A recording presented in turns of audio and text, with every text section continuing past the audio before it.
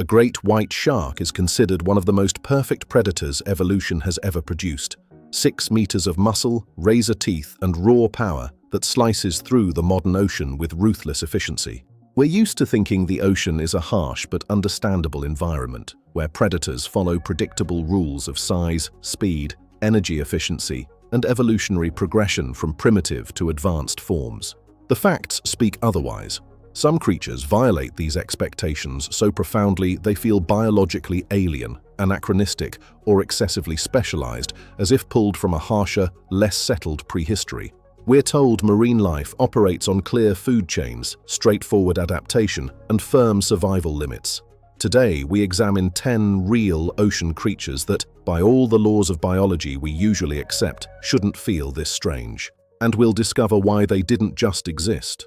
They expose how much harsher, stranger, and less linear nature and prehistory really are. The facts speak otherwise, and each one escalates the mystery with measurable evidence. We'll move from living fossils that refuse to change to colonial extremes that blur what counts as a single animal to abyssal specialists that rewrite the very rules of survival, widening into the larger thesis that the ocean, and evolution itself, is far stranger, harsher, and less settled than the flattened version we inherited. We're used to thinking modern sharks are efficient apex predators with streamlined jaws and powerful bites honed over millions of years. Official science calls the frilled shark a rare, primitive deep-sea species. The problem is that this creature is a living fossil essentially unchanged for 80 million years. Its eel-like body stretches up to 2 meters, lined with 6 pairs of frilled gill slits that give it an almost reptilian profile. The destabilizing detail hits when you examine the jaws. 300 trident-shaped needle teeth arranged in widely spaced rows, a terminal mouth positioned at the very front of the snout for swallowing large prey whole. Biomechanical studies show it relies on snake-like undulating locomotion rather than the side-to-side thrashing of modern sharks, generating weak bite force that it compensates for with powerful suction feeding. The deeper complication is the reproductive strategy. Gestation can last up to 3.5 years, the longest of any vertebrate, producing litters of 2 to 15 pups already half a meter long at birth. It hunts at depths down to 1,500 meters in near total darkness. That would already be strange enough for a shark that looks like it swam out of the Cretaceous.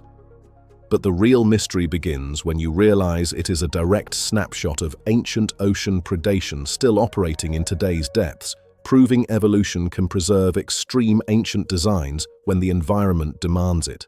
Modern sharks are supposed to have fixed, efficient jaw structures optimized for speed and power.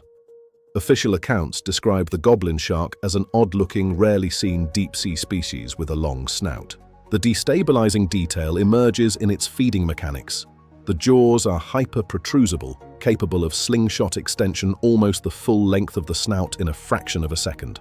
Technical measurements reveal specimens reaching nearly 4 meters, with the flattened snout covered in ampullae of Lorenzini, electroreceptors that detect the faintest muscle contractions of prey in total darkness. High-speed recordings show lower jaw velocity hitting 3.14 meters per second, the fastest recorded for any fish, allowing it to strike from ambush in food-scarce zones. It drifts slowly at depths between 270 and 1,300 meters or more. That would already be strange enough for a creature that looks like it belongs in a nightmare. But the real mystery begins when you realize this extreme mechanical specialization defies standard shark engineering, showing the deep sea force's innovations that feel almost alien in their precision. Reproduction in animals is supposed to rely on mobility, mate finding, and independent survival. Most people picture a deep-sea anglerfish as a fish with a bioluminescent lure for hunting in darkness. The destabilizing detail is extreme sexual parasitism. Tiny males fuse permanently to the much larger female, becoming little more than sperm-producing organs. Females can reach 1 meter or more, while males are 1/40th the size or smaller. Up to 8 males have been found fused to a single host. The lure glows with symbiotic bacteria, drawing prey in the midnight zone at depths from 300 to 1,700 meters and beyond. The female floats in energy-efficient ambush, while the attached males lose eyes, digestive systems, and mobility, sustained entirely by her bloodstream. That would already be strange enough for any vertebrate. But the real mystery begins when you realize evolution rewrote the most basic rules of individuality and reproduction to survive where encounters are vanishingly rare. Cephalopods are supposed to be active, colorful, jet-propelled hunters. Official descriptions call the vampire squid a small, cape-like deep-sea species. The destabilizing detail is that it is neither squid nor octopus, but the sole survivor of an ancient order, and it does not hunt at all, it scavenges marine snow. It drifts at depths greater than 600 meters in the ocean's lowest oxygen zones, using fin propulsion instead of jetting and webbed arms that form a cloak-like veil. When threatened, it ejects clouds of bioluminescent mucus packed with glowing particles that can dazzle predators for minutes. It retains living fossil traits preserved from more than 200 million years ago. That would already be strange enough for a cephalopod. But the real mystery begins when you realize this relic body plan thrives where modern cephalopods cannot, exposing how the ocean preserves ancient solutions in hostile niches. Animals are supposed to be discrete individuals with fixed body plans. Most accounts describe a giant siphonophore as a long, jelly-like colonial organism. The destabilizing detail is that it is a superorganism colony that can stretch 40 to 50 meters or more, longer than most whales, yet functions as one coordinated predator. Specialized zooids handle stinging, feeding, reproduction, and propulsion. The entire structure is thin as a broomstick, yet deploys bioluminescent displays and curtain-like tentacles to trap prey. Recorded specimens have reached 154 feet. That would already be strange enough for any sea creature.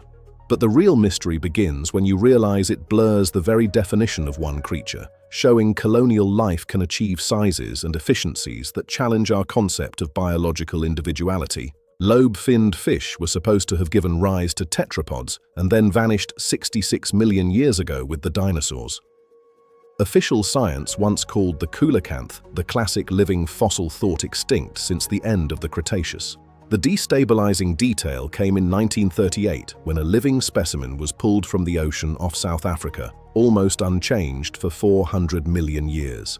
Its lobed fins contain skeletal structures resembling early tetrapod limbs, and it retains an oil-filled notochord instead of a fully ossified spine. It moves with a slow metabolism in deep, rocky reef habitats between 100 and 400 meters or deeper, living decades and navigating a world before land vertebrates existed. That would already be strange enough for any fish. But the real mystery begins when you realize it is a survivor from a Devonian world, proving evolution does not always march forward. Sometimes it simply persists. Modern cephalopods are supposed to be fast, intelligent, shell-less hunters. Most descriptions present the chambered nautilus as a beautiful, slow-moving, living fossil mollusk. The destabilizing detail is that it retains an external chambered shell virtually identical to fossils 500 million years old. Gas-filled buoyancy chambers allow neutral buoyancy and slow jet propulsion, while pinhole eyes without lenses rely on chemical cues. It operates at depths to 700 meters as both scavenger and opportunistic predator. That would already be strange enough for a cephalopod. But the real mystery begins when you realize this ancient body plan still works perfectly in the modern ocean, exposing gaps in the simplified progress narrative of cephalopod evolution. All animals are supposed to need a digestive system to process food. Official accounts call the giant tube worm a long worm living at hydrothermal vents. The destabilizing detail is that it has no mouth, no gut, and no digestive tract whatsoever. Specimens reach 2.5 meters or more, anchored in tubes at black smokers where they endure crushing pressure and scalding temperatures. A bright red plume exchanges gases, while a specialized trophosome organ houses billions of symbiotic chemosynthetic bacteria that convert hydrogen sulfide into energy. That would already be strange enough for any animal. But the real mystery begins when you realize life has been re-engineered at the chemical level where sunlight never reaches, revealing entire ecosystems independent of photosynthesis. Crabs are supposed to be opportunistic scavengers using claws for food. Most descriptions label the Yeti crab a hairy deep-sea crab at hydrothermal vents. The destabilizing detail is that it farms bacteria on its hairy claws by waving them in toxic vent fluid. Dense setae act as gardens for chemosynthetic microbes. The crab scrapes off and eats the harvest in clusters around the vents. Some species lack eyes entirely, yet tolerate extreme chemistry, pressure, and heat. That would already be strange enough for any crustacean. But the real mystery begins when you realize this symbiotic farming strategy turns a lethal environment into a food source, showing how evolution creates agriculture at the microbial scale in total darkness. Fish mouths are supposed to be sized to their bodies for efficient feeding. Official science describes the gulper eel as a slender, deep-sea eel. The destabilizing detail is that its mouth is enormous and hinged like a pelican's, allowing it to swallow prey larger than itself. The body reaches 1 to 2 meters, while the jaw can balloon to a quarter of its total length, backed by an expandable stomach and throat. It drifts at depths from 500 to 7,500 meters in the twilight to midnight zone, opportunistically engulfing scarce food. That would already be strange enough for any fish. But the real mystery begins when you realize this extreme morphological trade-off prioritizes rare feeding opportunities over everyday efficiency. We have examined 10 ocean creatures whose measurable anomalies, living fossils that refuse to change, colonial superorganisms longer than whales, parasitic reproduction that erases individuality, chemosynthetic independence, jaw mechanics faster than any other fish, and sensory systems engineered for worlds we barely recognize, stand as biological evidence. These are not mere oddities or curiosities.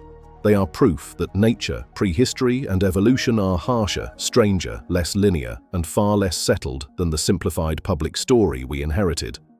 They expose how much understanding can be lost, oversimplified, or rediscovered later. The ocean did not just produce impressive animals. It produced a living archive of extremes that came from a world far more alien and unforgiving than the flattened version we were taught. The deeper issue is that the real ocean, and by extension, life itself, still holds secrets that challenge everything we think we know.